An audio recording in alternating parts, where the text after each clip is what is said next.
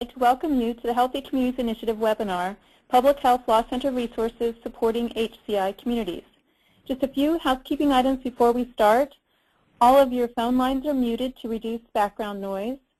Please use your phone for audio and make sure to use your audio pin so that your lines can be unmuted to participate in the discussion.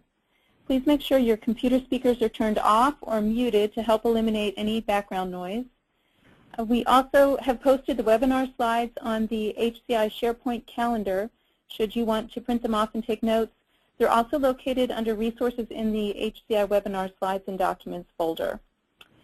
Finally, the webinar will be recorded and will be archived on SharePoint, hopefully by next week. We will begin with a short slide presentation, and then time will be set aside for questions and discussion throughout the webinar. Please feel free to type in any questions that you have in the chat box on the right side of your screen.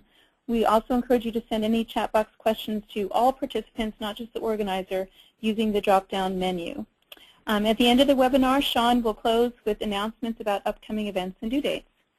Thank you very much. Sean, I'll turn it over to you. Great. Thanks, Adrienne. Again, thank you for joining us for today's webinar. Over the past year, the Center has developed several resources to support HCI communities in their efforts to increase healthy eating, bicycling, and walking in Kansas. And the resources they have developed will help demystify complex regulatory issues and help you understand some of the legal issues concerning public health issues in your community. Our presenters today are Mary Merrill and Michelle Hirsch. And for HCI participants that are on the call with us today, Mary is no stranger to you. However, for the benefit of those who may be listening to the webinar via recording and are outside of our HCI communities, I'd like to provide a brief introduction. Mary is a staff attorney with the Public Health Law Center and is working on legal and policy initiatives to reduce and prevent childhood obesity nationally. And prior to joining the Public Health Law Center, Mary was a public interest practitioner for over 12 years, focusing on her efforts on poverty law, international human rights, and environmental advocacy. I haven't had the pleasure of meeting Michelle yet. I know she is new to the center, so I'd like to turn it over to Mary, who can introduce Michelle further. Great. Thanks so much, Sean, and I am really happy to be on this webinar with all of you. I know I missed the convening that you had a few weeks ago, and Natasha was there for the center. You know, as our work in Kansas has expanded over the past couple of years, Natasha and I have had to divide and conquer a little bit. So I wish I could have been there with you. Natasha came back and gave me a lot of information and a great report of all the great work that you're doing and conversations she had with you. As an aside, Natasha isn't able to be with us today because she had a standing board meeting where I think they were making some really important executive decisions at the same time as this webinar. But with that, we're actually really thrilled to have Michelle with us. And Michelle has been a research assistant here. Well, she was a research assistant at the Public Health Law Center for several months. And then recently, she just finished law school in May, took some time off this summer to study for the bar, and was sworn in as a new attorney in October. So I'd like to just welcome Michelle, and just maybe, Michelle, if you want to just introduce yourself a little bit. And she's got some nice connections with Kansas as well. I have been in the background of many resources and research over the past year, but am very excited to get to speak with communities.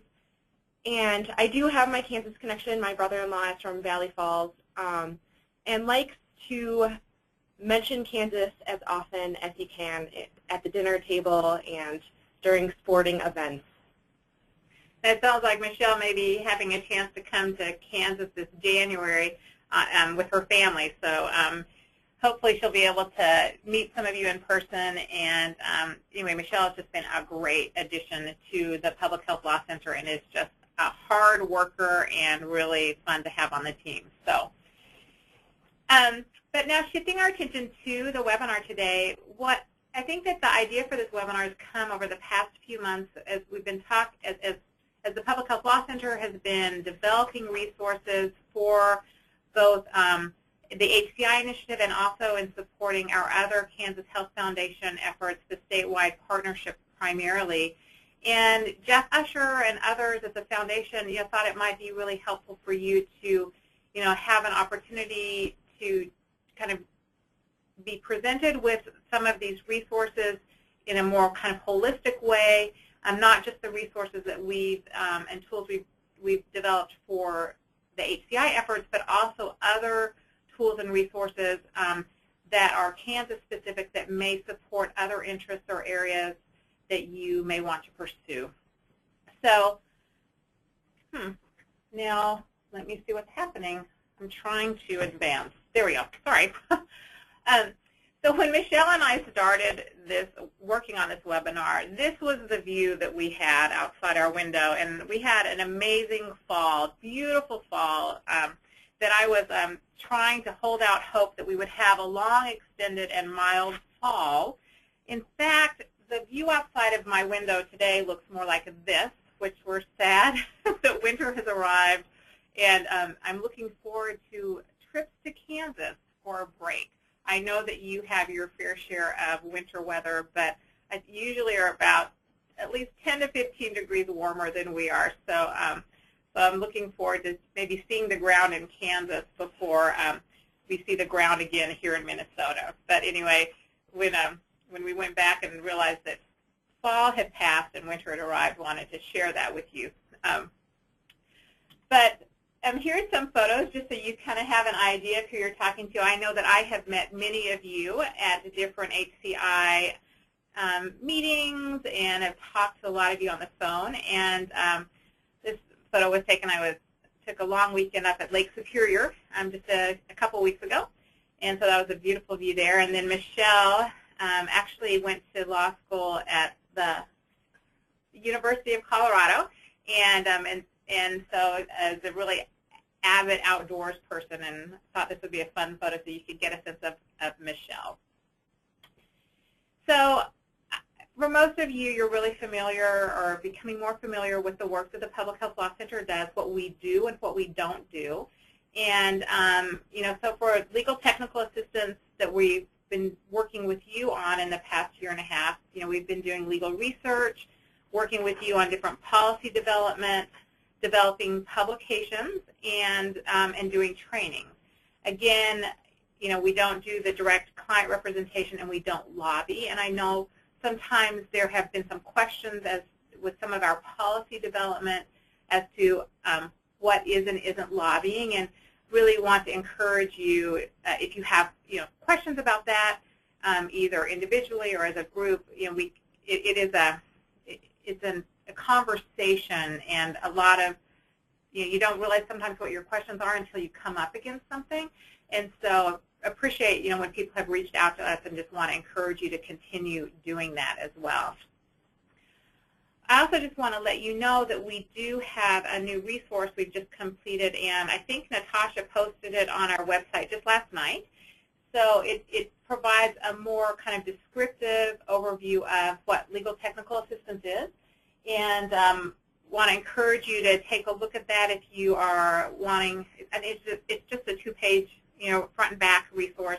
So if you're thinking about ways to work with us or how we can support your efforts, that might also give you some food for thought. So that's a new resource that hopefully you'll find useful.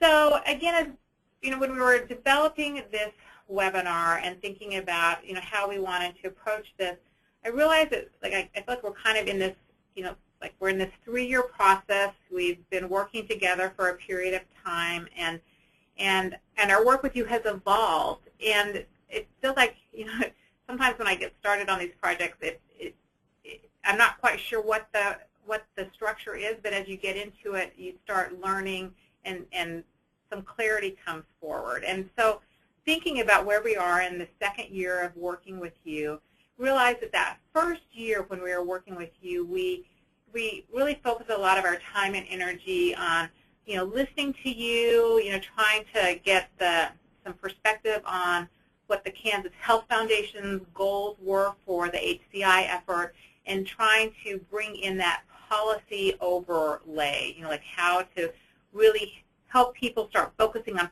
policies, you know, from the focus a lot of people had on programs, and also how to work with the community change framework.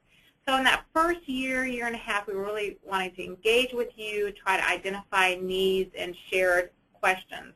And then in the past few months, I'd say 6 to 8 months, we've been trying to build off of those conversations in the first year and provide more broad-based or common resources, synthesizing those conversations and bringing things together in a way that hopefully you are then able to use in your communities on the ground and move your efforts forward. And so what we want to talk about today is where that part of this process, and then we'll wrap up talking about, you know, where we see this process going in the next year, and invite, you know, conversation and input from you as to what you think might be helpful going forward. And again, as Sean said, please, if you have any questions along the way, please type them in. There will be time at the end of the webinar for hopefully more of a conversation. I know that this webinar format can be a little bit stilted at times, but to the extent that we can have this be conversational, we'd like it to be that way, recognizing technology has its limits. So again, thinking about the work that we've been doing and this kind of keep going back to this iterative process where we keep, you know, it's a process, and we started off, you know, talking to you, developing relationships, getting to know you, bringing in the expertise and experience that we had working with other communities around the country, and then you know, doing the research, really learning about Kansas law, the policy framework. We've reached out to a lot of Kansas experts and people on the ground in Kansas to make sure that our analysis and assessment of legal issues and policy considerations are fit, you know, the Kansas context. And then we've also tried to use the national trends and some of the work that's being done in other areas to, you know, as hopefully a resource and to help inform some of the conversations that you're having. Then, you know, we've been developing these resources and tools, which we're going to be going over today. And it's this kind of circular process. So now as we're getting, you know, to the end of our second year, going into the third year, we're hoping to hear from you about how you, how these tools and resources are used, if there's gaps or needs that you think still need to be addressed, and really thinking about how we can make our resources and tools as effective as possible for you on the ground. And again, this isn't, you know, these lists are not anything new for you. The HCI initiative has been built around specific policy priorities to promote healthy eating, or bicycle and pedestrian initiatives. And each of you are working in different areas. There's considerable overlap, even as some of your efforts may be unique and you're dealing with different situations, whether it's in a more rural setting or a more urban setting. You're getting more into the frontier kind of western Kansas context where you have some unique challenges. But I mean, our hope is that these resources are able to, we've tried to be aware of the range of experiences and contexts in Kansas so that there's something for everyone, and that you can tailor these resources to your specific community needs. So we're thinking about, like, so we've been working on these resources, developing these tools. I came up with this idea of a tool shed or a toolbox, and I'm not sure, you know, still it's an analogy we're still developing, but we like to think about, like, almost like the community change framework as the tool shed. And that is the framework within which all of these efforts are evolving. The structure of the community change framework is a really effective and proven model for community efforts to move public health initiatives forward. And in different areas of the country, it might be called something different, but the basic components of the community change framework, I think, are pretty consistent in different communities. And so we've been working on thinking about our resources as tools to support those efforts. And so, again, the community change framework is not any new visual or concept, but if you want to think about our resources as tools that can maybe support your efforts at community mobilization, or tools, these resources could be tools that you use when you're talking to your local government officials, or if you're doing some media campaigns or trying to build partners or engage with other stakeholders in your communities. Our hope is that the resources that we've been developing can help you with those conversations and can support each of these components of the community change framework, with the central goal being to develop and create an environment that supports this community health policy, these initiatives that you've been pursuing. So, some of the questions that have been coming up as we've been, finalizing some of these resources and releasing them, and then having conversations with you is like, so what do these resources do, and how can I use them? And and really, we're going to start that conversation today with this webinar, but then I see that conversation continuing in the next few months and year as we work together to just really use these resources on the ground to support those components of the community change framework. So it's our hope that the resources will, answer some common questions and issues that we've identified that come up in our conversations with you, help provide direction, give some concrete examples so that you can, provide some context to some theoretical policy ideas. That I think it's really helpful to have concrete examples that you can use to illustrate how you can, make a bicycle or pedestrian initiative alive in your community. It really is helpful to have, something to learn from others. I know that we've tried to include some additional resources in the resources that we have, and again, a really important piece of our role that we have, I guess, is providing that legal context and trying to make sure that there's nothing that we're missing between the interplay between maybe the local government and the state government, if there's any federal considerations, and just making sure that we have as complete of a picture as possible, recognizing that sometimes things come up, but the more we can have a solid foundation in moving forward with your policy initiatives, the better off you will be, and that legal piece is really critical. And then also, I know that as we've been working together, we've been struggling some, or it's part of our process of coming up with a common language. Like, how do we talk about things? Do we talk about complete streets? Do we talk about a master bicycle pedestrian plan? Is it transportation? Is it recreation?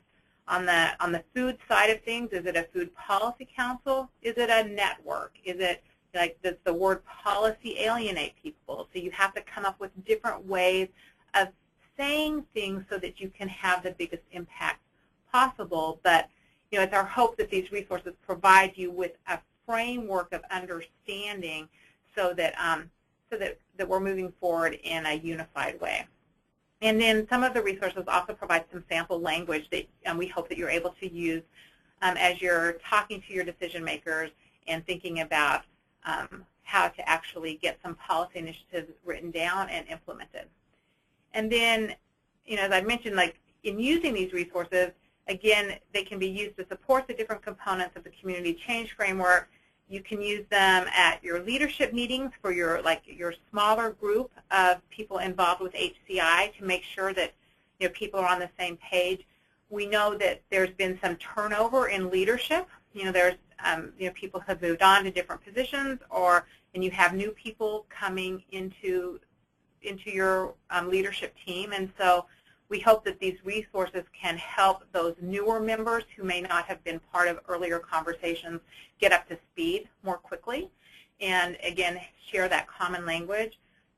In addition to just your inner circle of your leadership team, we hope that you can use these resources with your stakeholders out in the community and other partners, talking to your local decision makers, and also using the information in these resources for messaging with the media, for presentations, and other ways that you can help, implement some of those components of the community change framework. So as Mary mentioned, today's webinar is about how to harness these resources as tools. One tool that we cannot stress enough is our website. Not only do we have a Kansas-specific page, but we also have our main webpage that covers topics ranging from healthy eating and active living all the way to tobacco control. So this is just a really great place to see new publications on a whole range of public health initiatives, as well as to see announcements. And it just is a really great resource that we cannot encourage enough that you become familiar with. And again, we have a Kansas-specific page that addresses each of the specific topics that we have created with Kansas communities in mind. And the website is at the bottom, and this is also a great webpage to become familiar with as new resources are published and updated. This is really a dynamic page, and there are new things popping up on it all the time. And so taking a look frequently is a great way to keep up to date on the publications and resources that are coming out. And we also are in regular communication with Adrian, and we'll send out announcements as we complete resources, and also so resources will be available on SharePoint, but then also our website is available, as Michelle was saying, for the Kansas-specific resources and also for some of the broader resources that the Public Health Law Center has. So again, we really do love this visual as a way to represent how each of these topics and the resources related to these topics can be used as tools within the community change framework. So keeping that framework in mind as we move forward to each of these specific topics. So this first resource that we have published is called Drafting Effective Policies, and it is a broad resource that can be used on a whole range of public health initiatives. This was made with our friends at CCSR and is to be used to support the implementation of policy initiatives, again, through the community change framework. It addresses ways that you can use your critical eye to evaluate different policies and become an effective partner with government officials or decision makers. And one thing about this resource that we're really excited about, like Michelle mentioned, that we worked really closely with our friends and colleagues at the Center for Community Support and Research, and we've integrated not just what we know as best practices for policy drafting from our attorney world, but we also integrated leadership components from the leadership model that CCSR has been working with you on, and also have been really mindful of the different components of the community change framework to provide what is hopefully a really holistic approach to policy drafting. And one of the things, too, to keep in mind that policies can be, that there's a whole range of policies, whether it's like a local ordinance or a resolution that a local government is involved in, to policies that may be at an organizational level or that may not have maybe the power of law behind it, but still can be tools that your organization or other areas, I guess, institutions can use to support healthy lifestyles. And so this resource is really kind of a bedrock, I think, of your work on policy initiatives.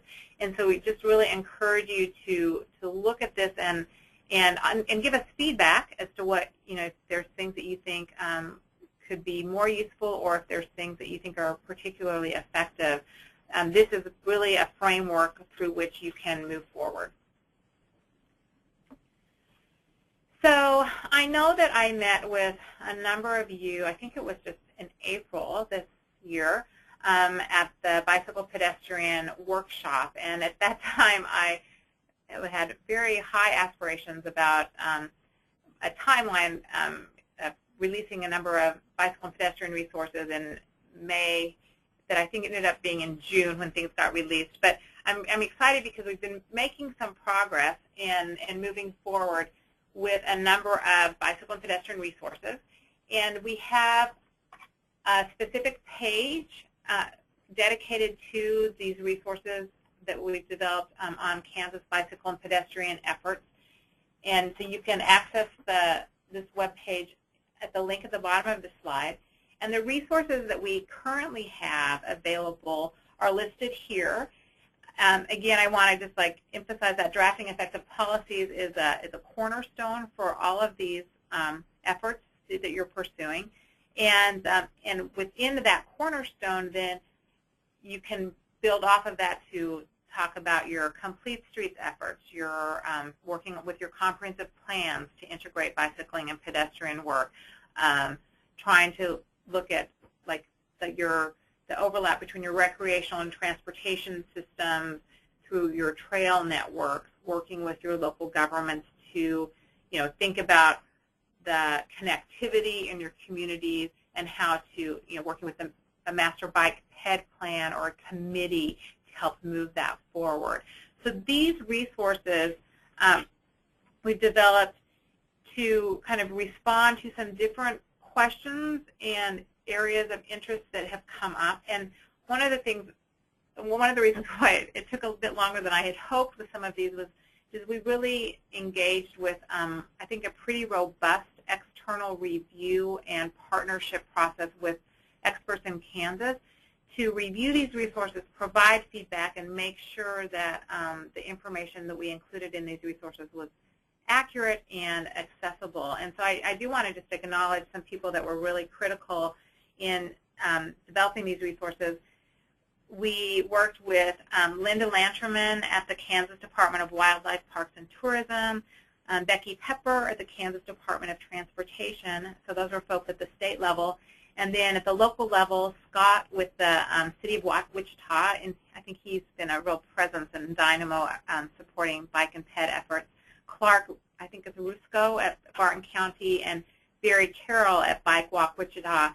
We're all really integrally involved in developing and vetting these resources. And we also were really thrilled to have a national partner, the National Rails to Trails Conservancy was also really involved in the resource use about using railroad property for community trails. And I think they were really excited to be providing some support for efforts in Kansas. Your trail system and what you've been able to do with railroad property and creating these community trail networks is really phenomenal. And I know the Rails to Trails Conservancy, it's based in D.C., but I know that they've had a lot of involvement with some of your trail efforts in Kansas as well. So they were also involved. And so we're still plugging along with these resources. And I anticipate in the next couple of months or maybe into January with the holidays that we'll be finalizing 3 other resources, one providing an overview of local government policies to support walking and bicycling, a general resource providing a framework about how the Kansas road system is structured and where the local, state, and federal layers overlap and how to work within that framework, and then also providing some more information about Kansas sidewalks and the role of local governments in Kansas sidewalks. As an aside to that, I know that this past April, I think when I was talking to you, I had an idea that maybe we'd be able to develop a specific resource on accessibility and ADA standards for sidewalks and trails in Kansas. And after meeting with you in April, I had an opportunity to talk to some ADA and accessibility experts, both in the Kansas Department of Transportation and also at the Access Board in Washington, D.C., and realized that there are a lot of resources available at the national level from experts who are actually creating the standards and requirements. And so rather than us trying to duplicate their work, what we'll be doing is referring you to some of those other resources in this Kansas Sidewalk resource. Then, in addition to these resources that we have kind of in process right now, we're looking forward to next year and trying to hear from you where some of your challenges are and where some questions are coming up. And one area that I've been hearing a lot of conversation about is the implementation component of these policy efforts in bicycling and walking. And this is a really common area where people struggle to move forward as far as how do you implement policies and make them alive and meaningful, and so that you see the results that you want to see in your community. And so doing some work right now to develop, thinking about maybe developing a resource, a training, maybe a webinar, maybe having workshops at the convening or a regional workshop to talk about implementation of your bicycle and pedestrian initiatives, and also related to that, the sustainability of those efforts. How do you keep things moving forward even when, like one funding pool might dry up? Where are other opportunities to explore other funding options, or how to keep the community engaged,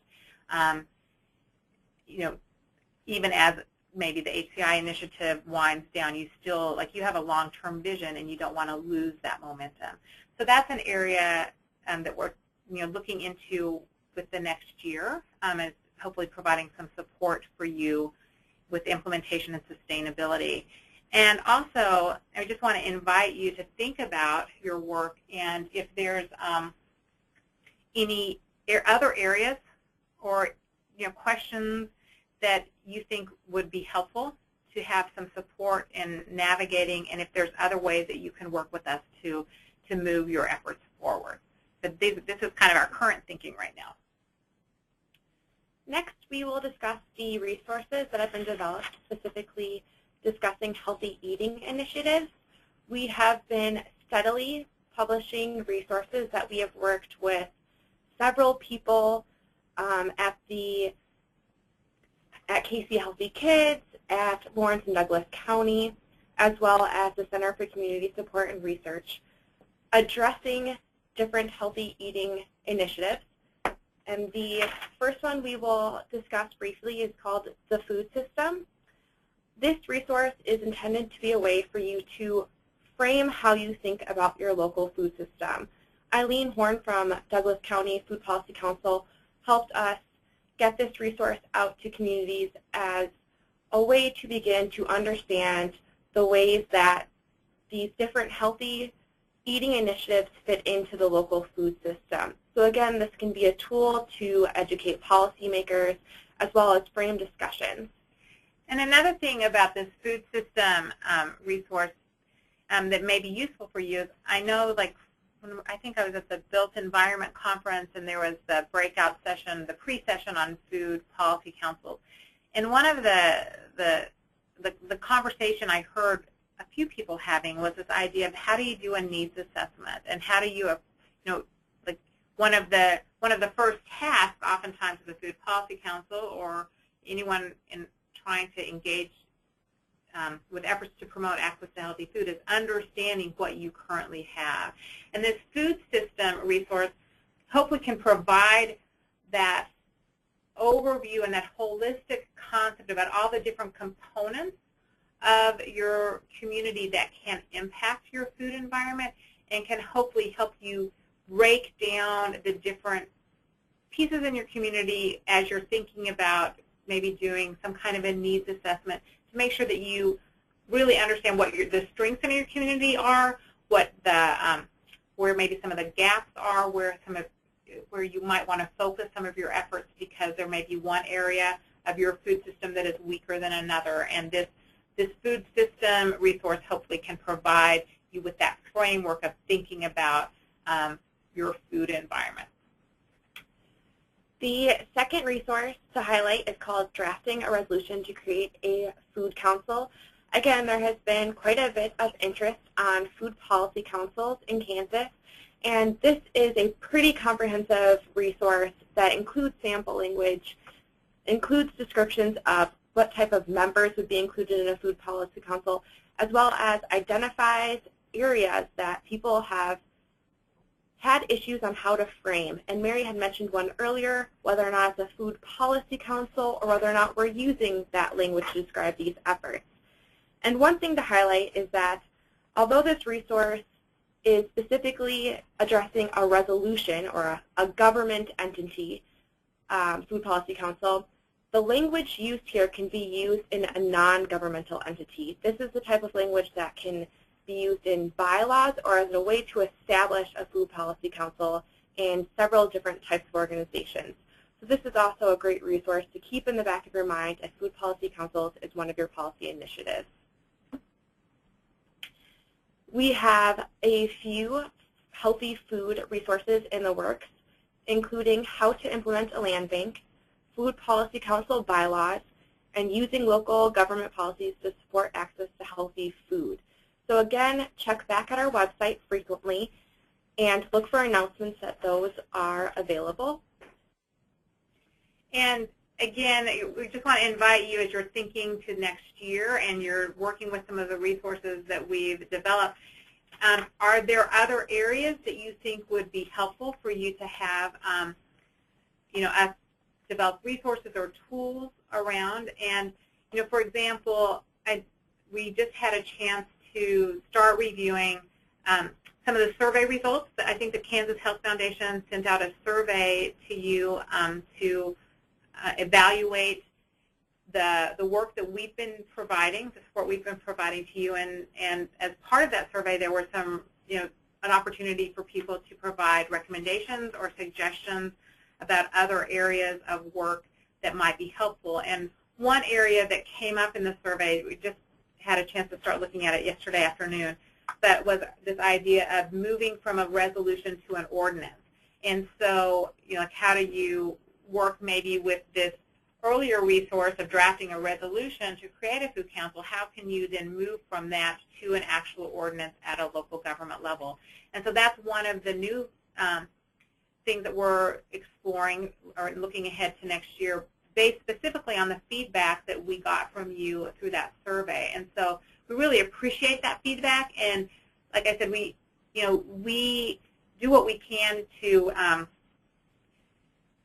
respond to the needs and to listen to what your concerns are. But we also really encourage your feedback to tell us, are we on track? Are some things more effective than others? And are there areas that we're missing and that maybe we should pay more attention to? So again, in the next couple of months, as we're developing our scope of work and work plan for 2015, we hope to hear from you if you have any ideas about how we should move forward. The last portion of our webinar covers additional resources that we have released working with other Kansas Health Foundation initiatives, such as through our statewide partnerships. These resources overlap with many of the HCI initiatives and others you may just hear about in the news or becoming public health hot topics.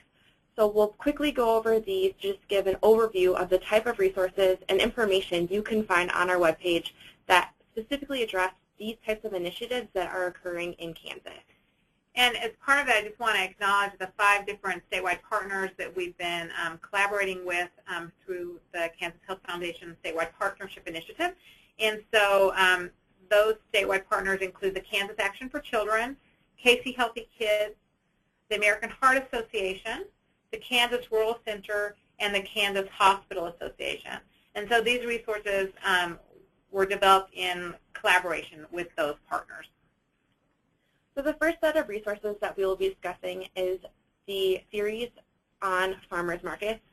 And this was just a great set of resources that illustrate how communities communicated with us on specific barriers that they have had, and we were able to integrate those fact patterns into these resources to give people on the ground ideas of how to implement these types of initiatives, such as how to get your farmers market going without worrying about parking requirements that are within the zoning code. These types of resources are also could also be a great resource to food policy councils, and that's also something to keep in mind. And the website is located at the bottom of that page. There are 5 resources in total in this packet. The first one is called A Guide to Operating Farmers Markets in Kansas, which gives an overview of what all of these resources cover and do not cover. The remaining ones, the state laws impacting farmers markets in Kansas, really identifies specific state laws that may impact farmers markets. The next one is called Local Government Regulations of Farmers Markets in Kansas, and this one breaks down all types of local laws that may impact farmers markets, those from the obvious laws that could impact to the less obvious barriers to getting farmers markets operating. The last 2 are called Farmers Market Vendor and Market Rules and Organizational Structures of a Farmers Market. And those 2, you know, like one of the things that we found in working with this Farmers Market Initiative, which applies to other areas that you're working on, that I think that these farmers market resources really illustrate, that is just this range of governance of farmers markets that can impact your efforts. So the farmers market resources, you know, touch briefly on the federal component, but the federal component is not as significant sometimes with some of these local efforts as the state and local piece. And so, so as Michelle was saying, that these farmers market resources provide that framing of where's the state piece of that, where's the possible local piece, and then also with farmers markets, you know, they are, unless the farmers market is operated by the local government, they might be a private entity or a non-governmental entity, and how do farmers markets regulate themselves? And so this series of resources provides that overview of each layer that can impact farmers markets. And one of the things that we're really excited about, and we've gotten some good feedback about, is how the resources cross-reference each other, illustrate where, if you're thinking about a local government piece, if there's a state piece that may come into play, or if you're talking about vendor rules, is there a local government piece that you need to take into consideration? And then also the resources around the structure of a farmer's market. You know, there are a lot of people interested in whether or not a farmer's market could be a nonprofit entity, and what the benefits of having that organizational structure as a nonprofit could add to the community, you know, from either being eligible to apply for grants, some tax issues and tax-exempt status, you know, a whole range of things that can come into play depending on how the market is organized. So that is, anyway, we're really excited about those resources. And I believe that there's going to be a webinar with KHF Healthy Kids to talk more about these resources in the next few months. I don't know exactly when that will be scheduled, but we'll definitely let you know, and then you can get more specific information. But in the meantime, we welcome you taking a look at our website. Another series of resources that we have been working on with Kansas Action for Children is on childcare. There has been a lot of interest in the way healthy eating and physical activity has been addressed by the law, and this can be seen in how schools have been regulated. These resources are a great overview of childcare laws in Kansas, and again just provides the legal context of how state law impacts these healthy eating and physical activity ideas.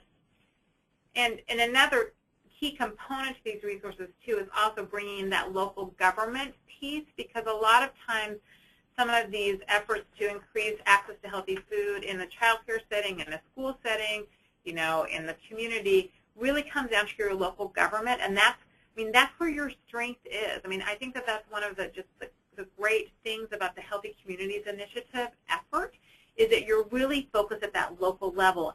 And honestly, there is so much happening at the ground level in communities, and you're really forging ahead, and people are so interested in the work that you're doing at the local level. And so the resources, like these child care resources, also bring in that local piece, because that's so many times where a lot of the really meaningful work is being done.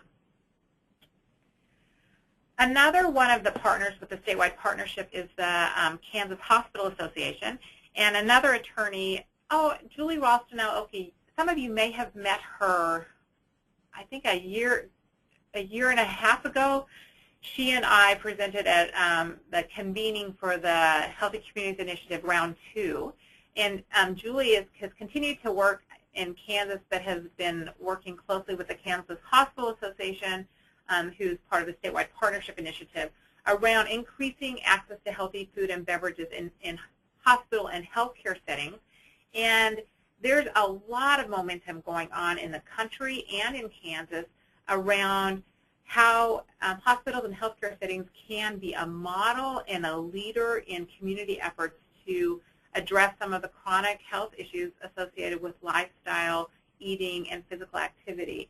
And so, so these are a couple of resources that are available on our website. I think that the healthier beverage policies dealing with artificial sweeteners is on our general website, not actually on the Kansas website, because it's not just Kansas specific, but there's also other Kansas specific resources about hospitals. And one of the things that I think is really promising with some of this hospital work is, while a lot of this effort is starting in the hospital and healthcare system, that model and that approach, I think, can be really meaningful in other institutional settings, whether it be for your Parks and Rec departments, for universities and community colleges, for other private employers or institutions, how hospitals and healthcare are really grappling with the call to action, really, to address health needs, and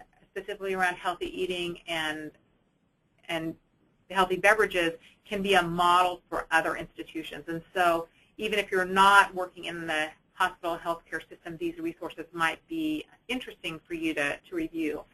And related to that, the Kansas Hospital Association, I think that they either have or will very soon be releasing this toolkit about hospitals modeling healthy eating and beverage options. It's a really great resource, and I know that I included a link to their website where just yesterday it said coming soon, and I just received a copy of the toolkit just, I think, maybe yesterday. So I would guess that their website will be updated very soon, and this resource will be available there.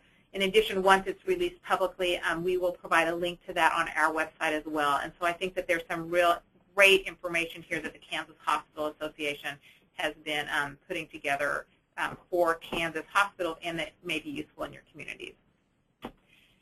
So in kind of wrapping up today, going back to earlier in the presentation, thinking about our work together as kind of an evolving process. And so we've talked about, early on in the first year and a half when we were working together, really having regular conversations, listening, meeting you in person for the first time, and developing those relationships so that we can really, hopefully understand what your needs are and how we can support that.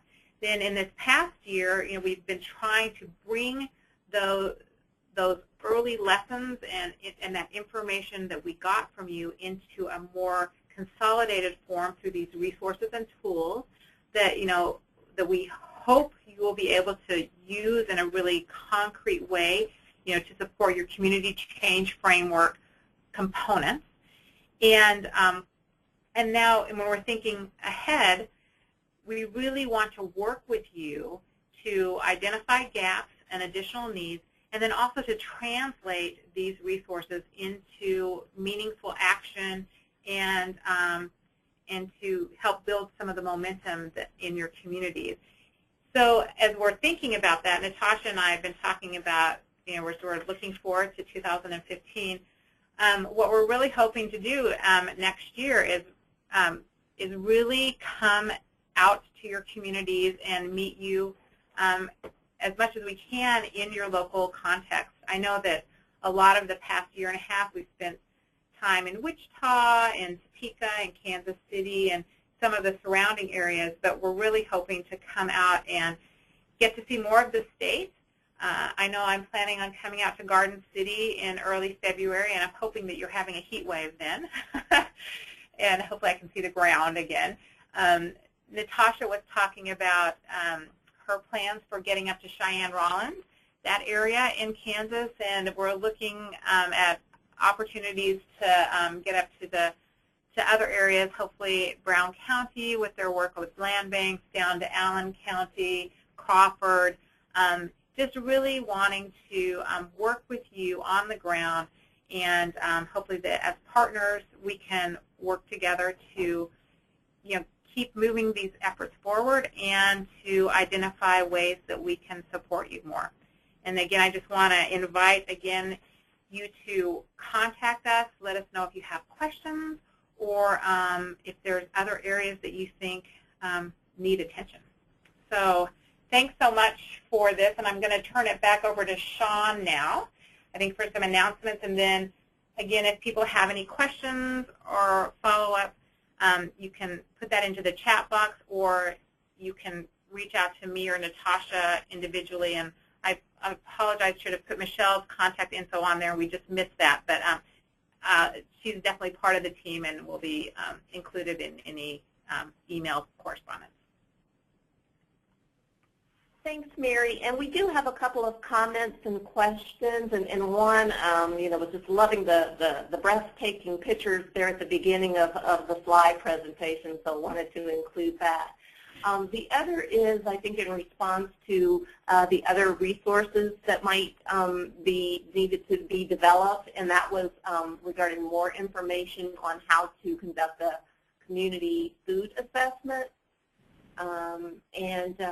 So if there are any comments regarding that or as a resource, and that was from Joanna, if there are other comments you have regarding that, please let us know. The other question was, will KMU or others have a list of those hospitals who have adopted a policy? It says those local hospitals might be interested in HCI if they're not already involved. Sean, can you repeat that? You asked, will somebody have the list of policies, and I didn't hear clearly what you said. I'm sorry. Yes, KMU, Kansas Association of Medically Underserved.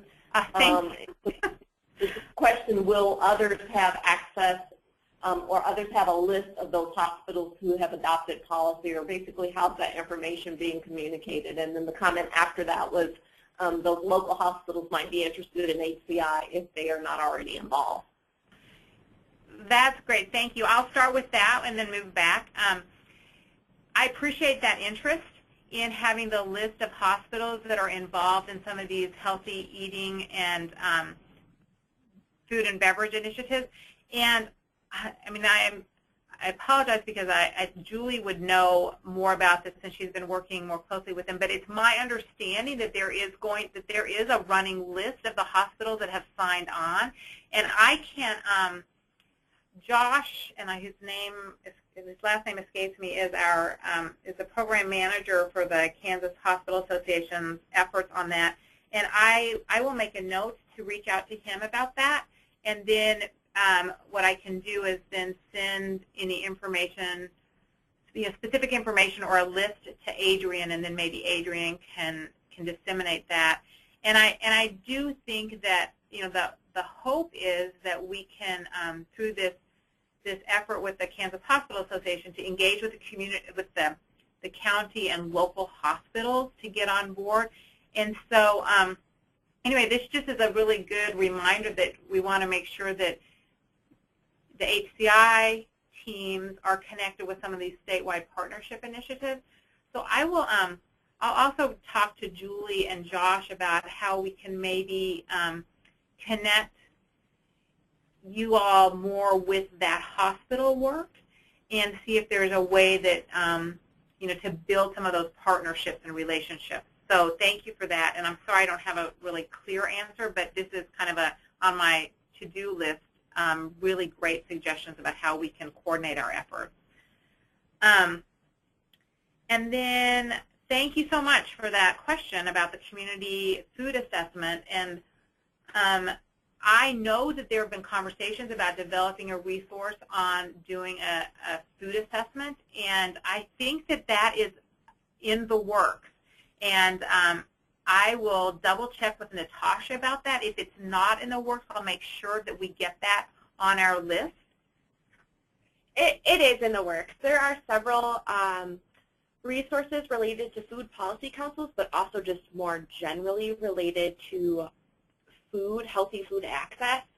And those have been kind of divided and conquered amongst many partners, and that was one of the first resources that was kind of discussed as being a priority. I'm not quite positive of when that will be released, but if we hear any sort of timelines, I think that's something that we can easily forward along or put a reference to on our website as in coming soon with a certain date. Yeah, and this is where that statewide partnership effort of the Kansas Health Foundation is really tying nicely, I think, into some of the HCI efforts. So I know that the American Heart Association, Misty Lechner, I think I said her name right. She's been the program manager for the statewide partnership at the American Heart Association, and she's been convening a small group, a working group around some of this food policy council work. And that, like Michelle was saying, I think that as part of one of those calls, they were talking about developing that community food assessment tool. And I don't remember where it is in the process, but people were really engaged in talking about concrete steps to get that resource put together and out to communities.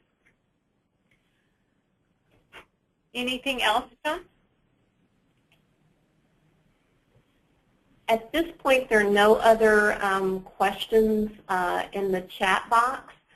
So Mary and Michelle, I'd just like to thank you so much. I love that visual of the community change framework being the tool shed, and just how these policies and the resources that you have provided are just a way to really help the teams to carry out the work that they care so very much about. So thank you so much for your presentation. And I just have a couple of quick closing announcements. Again, just a reminder that the webinar recording will be posted on SharePoint within the next several days. You will also be receiving via email a link to a short survey to obtain your feedback about the webinar. So we'll use this information to plan for the next webinar that's scheduled for January 14th. So please mark that on your calendars. Also, the semi-monthly reporting forms are due November 15th. And then lastly, please save the date for a conference call with journalists on December 10th at noon. So again, thank you all so much for joining, and enjoy the rest of your afternoon. Hope you enjoy your fall. We look forward to seeing you soon.